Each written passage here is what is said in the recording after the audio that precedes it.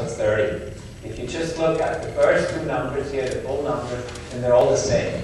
But if you have enough of a mass detection that you can differentiate between these numbers here, you know, in the first, the second, the third, and the fourth digit after the period, you can all differentiate these by their exact mass. So this is now the exact mass. And so through the exact mass, you can now assign, if you measure an exact mass of 30.03441 or 440, this is close enough here to this, you have unambiguously assigned this to be CH2 NH2. Okay. So by a very precise measurement of really the mass that is the exact mass of the thousands per thousands or so after the period, you can assign all these different fragments and unambiguously come up with the molecular formula. Okay. So that's what you get in terms of actually getting you access to the formula. That's where the formula are coming from an exact high-resolution mass analysis. And in the fragmentation, of course, we're looking at what happens to the N+ radicals. The radical cation breaks apart by elimination of different either neutral or charged fragments. And as long as they're charged, positively charged, we can detect them in a positively charged mode, ion detection mode. So going back to our benzamide molecule, we initially generated this molecule, and then we can now fragment at this position, minus NH dot. That gives us this still charged, positively charged. We remove the radical, it still has a positive charge, this fragment. So this is Mz mass over charge of 105. A single charge, so this is the mass of this fragment.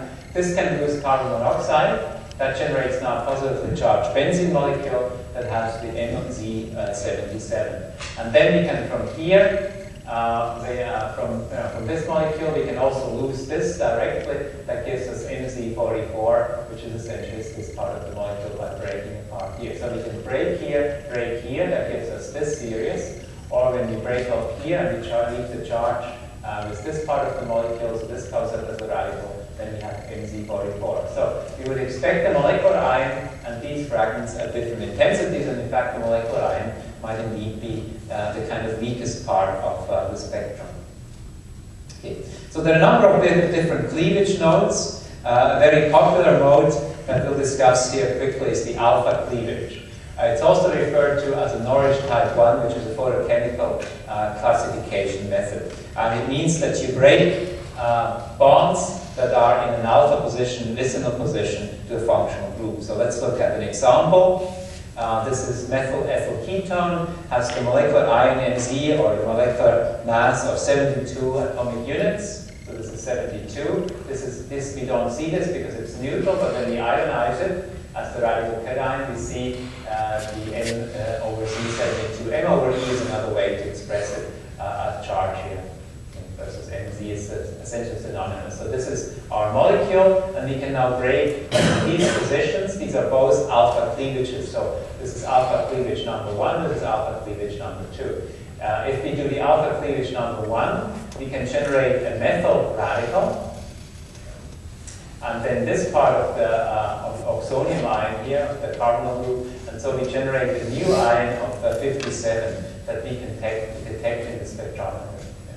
We can also cleave at this position here, and we can release then the ethyl radical here, which we don't see because it is not charged, so the 29 doesn't show up because it's a radical, neither does the 15, but the 43 shows up in this system.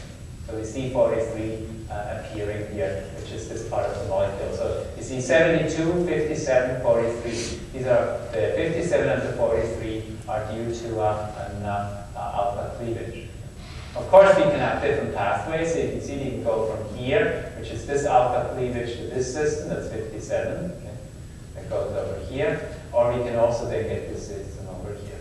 Okay. So what is the relative intensity? As a rule of thumb, this cleavage would be predominant to this cleavage because the heavier substitution is cleaved up preferentially. So 43 should be larger in intensity than 57. In our spectrum, but we get both of those ions as next to the Tarrant molecular ion of 72. Okay. So this illustrates a cyclic ketone. In a cyclic ketone, this is symmetrical in cyclohexanone. You see the radical cation, this is the molecular I98. And then this generates the alpha cleavage here, the radical. The radical actually now picks up this hydrogen and then fragments. So we also get MZ over 55. This is the so-called beta cleavage as well, or the McLafferty type rearrangement. That's another subsequent reaction that can occur here in the fragmentation of this system. So when you look at the overall fragmentation, these are the actual spectrum of methyl ethyl ketone. You see the 72, it's the entire molecule, ionized, radical cation. You see 57, and you see 43, and then you see some other smaller fragments here. So 43 is, at this point, the largest, the 100% peak. And here again, you see the same thing happen in molecular ion, and then you see particularly 55 is the largest peak, and then you go back here, that's the product of the first alpha cleavage, followed by fragmentation, in this case expulsion of the propyl radical, gives us this MZ over 55.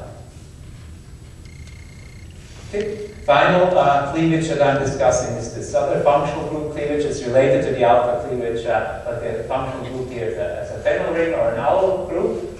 And the main factor here to look at is the ionization occurs in the benzene, and then you get a side chain cleavage, and it forms this particular benzylic CH2 plus ion. And this is very important because this rearranges actually and forms the tropylium ion. And so the tropylium ion is a very favorite pathway. It still has 6 electrons, delocalized over 7 carbons. So it is an aromatic system. So it retains aromaticity. So this cleavage, anything that contains the phenyl group is a CH2. It doesn't really matter what the rest of the molecule is. It's going to give you MZ91. And then there's a few other ones. 51 from this, and this one gives 65. So over here you can go 91, and then you get 65. Down here you can get 77 by this cleavage, and then 51 from over here. And something similar happens for the allyl group. So when you look at this spectrum, you can see by far the largest peak is indeed 91. And that's our tropylium ion. So remember the tropylium ion, this 7-membered ring with 6 electrons, positive charge. And in the mass spectrometry, you always see this if you have a subunit of this sort. Of course, if it's substituted, you'll have a slightly different molecular ion, but it will be the same tropylium ion structure. And here you see 77, 65, and 51 that I also mentioned. Okay, I think we'll leave it at this for mass spectrometry. Are there any questions about what's happening in mass spectrometry, or the kind of fragmentation, molecular ion analysis, and formula analysis that you've seen? Okay, I know it's a lot of material. Each one of these spectroscopic, spectrometric methods could be covered in an entire class. I certainly don't expect you to know everything about these techniques. They help you to kind of identify structure. So IR for functional groups, mass spec for molecular formula, a little bit of fragmentation information, some subunits that you can read out. But mainly what I showed you, fragmentation, was, the purpose was to make sure you understand what's going on here and don't just look at the molecular ion, right? So that you understand why you get these different fragmentations. And there are rules, and if you're a specialist in this area, you can read out a lot of information from these data. And then, of course, NMR, which we covered. It's the most important spectroscopic technique because we can get a lot of information about connectivity as well, which is difficult to get out of these different techniques. They don't really show us how the groups are connected. They just show us some fractions of molecular ions and functional groups. But NMR gives us connectivity. That's why it's such an important technique.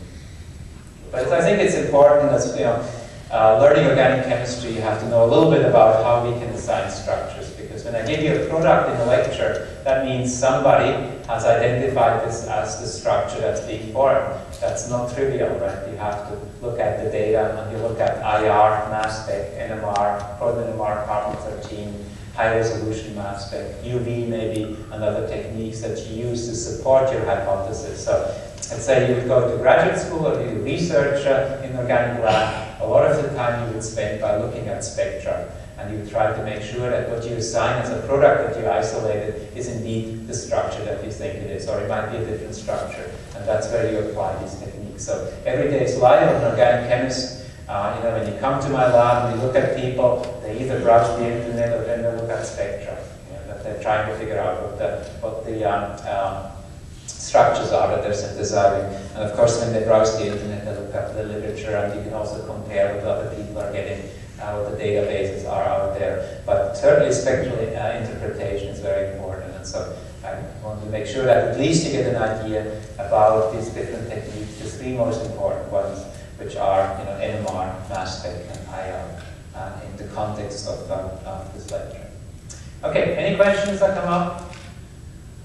Okay, there are more things in the book that you can use to practice. You know, I never would expect you to assign a structure on the basis of an individual of these techniques. Usually there's more, you get the formula and the NMR and so on and so forth. Again, we're going to do something like this in the final, so there will be a problem that includes spectral data. It might only be NMR, it might be IR and mass spec, and maybe IR and NMR and some IR information. Maybe some other chemical information, but definitely you know, think about what you can gain out of this spectral data, what kind of information you can extract, and then apply it and practice it as part of the problems that are in the book that I assigned you for their respective chapters. Okay, we have a few more minutes, so yeah, we can do 5 or 10 more minutes discussing any aspects. So if you guys have any questions, anything that we should cover, I'll be happy to do that. Anything from the lectures that I can cover in a few minutes.